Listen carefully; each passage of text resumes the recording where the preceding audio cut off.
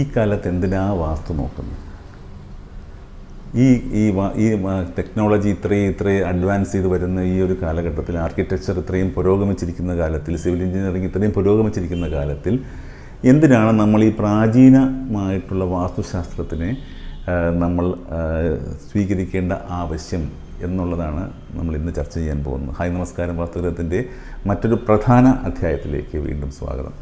എന്തിനാണ് വാസ്തു നോക്കുന്നത്? പലരും പറയാറുണ്ട്, എന്തിനാണ് വാസ്തു നോക്കുന്നത്? അപ്പോൾ എൻ്റെ അടുത്ത് വീട് വരച്ചതിന് ശേഷം വാസ്തു നോക്കിയാണോ എന്ന് ചെക്ക് ചെയ്യാനായിട്ട് പ്ലാനുകൾ വരാറുണ്ട്. വീട് വയ്ക്കുന്നതിന് മുമ്പ് തന്നെ ആ പ്ലാനുമായിട്ട് സൈറ്റിലൊന്ന് പോയി നോക്കാനായിട്ട് ഞാൻ പോകാറുണ്ട്.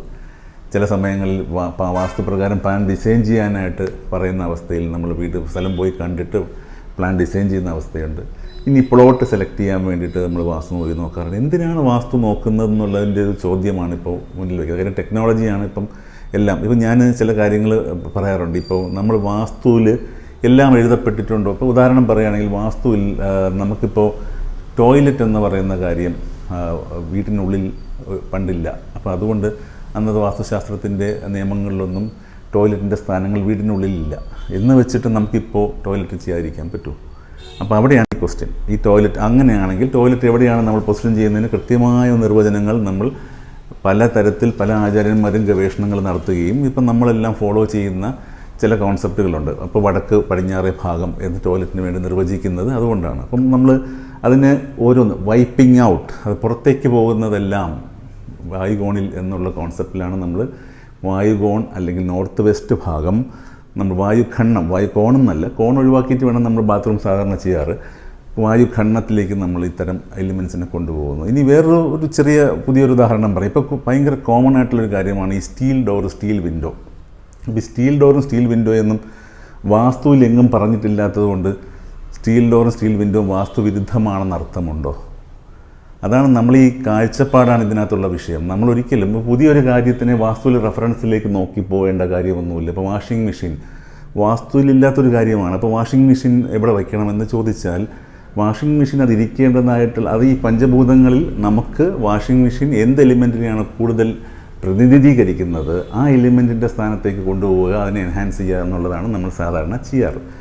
അപ്പോൾ അതിൽ പ്രത്യേകിച്ചൊരു സ്ഥാനമൊന്നുമില്ല. അപ്പോൾ എന്തിനാണ് വാസ്തു നോക്കുന്നതെന്നുള്ള ചോദ്യം എന്ന് പറഞ്ഞാൽ, നമ്മൾ ഈ വാസ്തു എന്ന് പറയുന്നത് ഒരു പാറ്റേൺ ഓഫ് ഹൗസിംഗ് ആണ്. മനസ്സിലായില്ല? ഒരു pattern of housing for an auspicious living എന്ന് വേണമെങ്കിൽ നമുക്ക് പറയാം. ഇംഗ്ലീഷിൽ പറഞ്ഞാൽ ഓസ്പീഷ്യസ് ലിവിങ് എന്ന് പറയാം. മലയാളത്തിൽ പറഞ്ഞാൽ സമൃദ്ധികരമായിട്ടുള്ള ഒരു ജീവിതത്തിലേക്ക് നമ്മളെ നയിക്കാനുള്ള ഒരു ആർക്കിടെക്ചറൽ പ്രിൻസിപ്പിളാണ് വാസ്തു എന്ന് പറയുന്നത്. ഈ ആർക്കിടെക്ചറൽ പ്രിൻസിപ്പിളിനോടൊപ്പം കടന്നു വന്നിട്ടുള്ള വിശ്വാസങ്ങളുടെയും ഈ ജ്യോതിഷപരമായിട്ടുള്ള പ്രവചനശാസ്ത്രത്തിൻ്റെതുമൊക്കെ എലിമെൻറ്റ്സ് കൂടി ഇതിനകത്ത് ക്ലബ്ബായി വന്നപ്പോൾ ഇത് കുറച്ച് കോംപ്ലിക്കേറ്റഡ് ആയെന്ന് വേണം പറയാൻ. ഈ കോംപ്ലിക്കേഷൻ എന്ന് പറയുന്നത് നമ്മുടെ നല്ലതിന് വേണ്ടി നമ്മൾ എങ്ങനെ ഉപയോഗിക്കുന്നു എന്നുള്ളതാണ് ഇവിടുത്തെ കാര്യം. അപ്പോൾ ഇതിന് ഭയത്തിൻ്റെ എലിമെൻറ്റോട് കൂടി ഇതിനെ സമീപിച്ചാൽ ഇതിനകത്ത് ഭയത്തിൻ്റെ ആശങ്കകളുടെയും കാര്യങ്ങളായിരിക്കും കൂടുതൽ തെളിഞ്ഞു വരുന്നത്. അപ്പം നമ്മൾ നോക്കേണ്ടത് ഏറ്റവും നല്ല പ്രോസ്പെരിറ്റിക്ക് നമുക്ക് എന്താണ് ഇതിനകത്ത് ചെയ്യാൻ പറ്റുന്നത് എന്നുള്ളതാണ് നമ്മുടെ ഒരു ചർച്ചാ വിഷയം. ഈ പ്രോസ്പെരിറ്റി എന്ന് പറയുന്നത് നമുക്ക് ഏൺ ചെയ്യാൻ പറ്റുന്നതാണെന്നുള്ളത് എല്ലാവർക്കും അറിയാമല്ലോ. പ്രോസ്പെരിറ്റി എന്ന് പറയുന്നത് നമ്മുടെ മാനസികാവസ്ഥയും നമ്മുടെ ഹാർഡ് വർക്കും അതുപോലെ തന്നെ നമ്മളുടെ സമർപ്പണവും നമ്മളുടെ ജീവിത രീതികളും നമ്മളുടെ കർമ്മങ്ങളും കൊണ്ടൊക്കെയാണ് നമുക്ക് പ്രോസ്പെരിറ്റി എത്തുന്നത്. അപ്പോൾ അങ്ങനെ വരുമ്പോൾ അത്തരം കർമ്മങ്ങളൊന്നും പാഴായി പോവാതെയും നമ്മളുടെ എഫേർട്സ് ഒന്നും മെറ്റീരിയലൈസ് ചെയ്യാതിരിക്കുന്ന അവസ്ഥകൾ വരാതിരിക്കാൻ വേണ്ടി നമ്മൾ പ്രപഞ്ചത്തിൻ്റെ ഓർഡറിനനുസരിച്ചിട്ട് നമ്മളിതിനെ ഒരു പാറ്റേൺ നിർദ്ദേശിച്ചിട്ടുണ്ട് വാസ്തു. പ്രപഞ്ചത്തിൻ്റെ ഓർഡർ എന്താണ് പറയുന്നതെന്ന് വെച്ച് കഴിഞ്ഞാൽ, അത് പ്രപഞ്ചത്തിൻ്റെ ഓർഡറിനെ അത് വളരെ വളരെ നിഗൂഢമായിട്ട് അതിൻ്റെ വ്യാഖ്യാനങ്ങൾ പലയിടത്തുമുണ്ട്. പക്ഷെ നമ്മൾ അതൊന്നും ഇപ്പോൾ ഞാൻ പറയാൻ ഉദ്ദേശിക്കുന്നില്ല. ഞാൻ പറയുന്നത് വെച്ചാൽ ബേസിക് ആയിട്ടുള്ള ചില പ്രിൻസിപ്പിളുണ്ട്. എപ്പോഴും തെക്ക് പടിഞ്ഞാറേ ഭാഗം ഉയർന്നിരിക്കുക, വടക്ക് കിഴക്കേ ഭാഗം താഴ്ന്നിരിക്കുക. ഇത് ഒരു ബേസിക് പ്രിൻസിപ്പിളാണ്, അടിസ്ഥാനപരമായിട്ടുള്ളൊരു വാസ്തു നിയമമാണ്. വടക്ക് കിഴക്ക് ഭാഗത്ത് മാക്സിമം വെയിറ്റ് കുറയ്ക്കുക, തെക്ക് പടിഞ്ഞാറേ ഭാഗത്ത് മാക്സിമം വെയിറ്റ് കൂട്ടുക. ഇത്തരം ബേസിക് പ്രിൻസിപ്പിളുകളെ നമ്മളൊരു പ്രത്യേക ഡിസിപ്ലിനിൽ ഓർഡറിലാക്കി ഒരു പ്രത്യേക ജിയോമെട്രിക്കൽ പ്രൊപ്പഷൻസ് ഡിറൈവ് ചെയ്തെടുത്തിട്ടുണ്ട് ഇതിനകത്ത്. അപ്പോൾ അത് വളരെ വളരെ എഫിഷ്യൻ്റ് ആയിട്ടാണ് ചെയ്തിരിക്കുന്നത്. നമ്മളിപ്പോൾ നോക്കിക്കഴിഞ്ഞാൽ പഴയ സ്ട്രക്ചറുകൾ, ഇപ്പോൾ ടെമ്പിളൊക്കെ എടുത്തു കഴിഞ്ഞപ്പം ബൃഹദീശ്വര ക്ഷേത്രം പോലുള്ള ക്ഷേത്രങ്ങളുടെ അപ്പോൾ അതിൻ്റെ ഹൈറ്റ് എന്ന് പറയുന്നില്ല പൊക്കം 20 നില പൊക്കം എന്ന് പറയുന്നത് 218 ഫീറ്റ്, അതായത് 20 നില പൊക്കം, 20 നില പൊക്കത്തിൽ നമ്മൾ ഉള്ള ഒരു ഗോപുരത്തിൻ്റെ ഫൗണ്ടേഷൻ ചെയ്തിരിക്കുന്നത് വെറും 2.5 അടി 3 അടിക്കകത്താണ്. അതിൻ്റെ ഫൗണ്ടേഷൻ പോലും ഡിസ്ട്രിബ്യൂട്ട് ചെയ്തിരിക്കുന്നത്. എഞ്ചിനീയറിംഗ് പ്രിൻസിപ്പിളാണ് ഇതിനകത്ത്.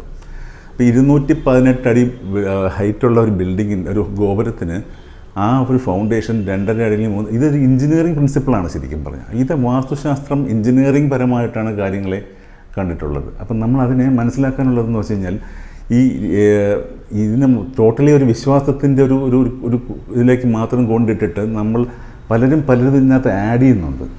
ഈ ആഡീഷനാണ് ഇതിനകത്തുള്ള പ്രശ്നം. ഇതിന് ഒരു ബേസിക് പ്രിൻസിപ്പിളുണ്ട്. ആ പ്രിൻസിപ്പിളിനെ വയലേറ്റ് ചെയ്യുന്നോ അല്ലെങ്കിൽ അതിൻ്റെ ഒരു റിത്തമിക് ഓർഡറിനെ വയലേറ്റ് ചെയ്യുന്നതോ ഉള്ളത് മാത്രമാണ് വിഷയം. അല്ലാതെ ഇതിനെ നമ്മൾ ഇതിന് വിശ്വാസത്തിൻ്റെ ഒരു ബലത്തിൽ കൊണ്ടുവന്ന് ഒരു ഭയത്തിൻ്റെ എലിമെൻറ്റ് കയറ്റി നമ്മൾ ഇതിനെ ഒരു ഭയത്തോടു കൂടി കാണാൻ തുടങ്ങിക്കഴിഞ്ഞാൽ ഇതൊരു വളരെ ഒരു ബുദ്ധിമുട്ടിലേക്ക് നമ്മൾ പോകാനുള്ള സാധ്യതയുണ്ട്. അതുകൊണ്ട് നിങ്ങൾക്കൊരു വീട് വയ്ക്കണമെങ്കിൽ, നിങ്ങൾ ആദ്യം ഒരു വാസ്തുശാസ്ത്രജ്ഞനെ കാണണമെങ്കിൽ, ഒരു വാസ്തു കൺസൾട്ടൻറ്റ് നിങ്ങൾ പോയിട്ട് നിങ്ങൾ പറയാനുള്ളതെന്ന് വെച്ചാൽ എനിക്ക് എൻ്റെ റിക്വയർമെൻറ്റ് ഇതാണ്, ഈ റിക്വയർമെൻറ്റിൽ എനിക്കിപ്പോൾ അവൈലബിൾ ആയിട്ടുള്ള പ്ലോട്ട് ഇതാണ്, ഈ പ്ലോട്ടിൽ ഇതിനെ എങ്ങനെ ക്രമീകരിച്ചെടുക്കാം വാസ്തുവിൻ്റെ ഓർഡറിൽ. നമ്മൾ ഈ ഒരു സംഭവമാണ് നമ്മൾ ചിന്തിക്കേണ്ടത്.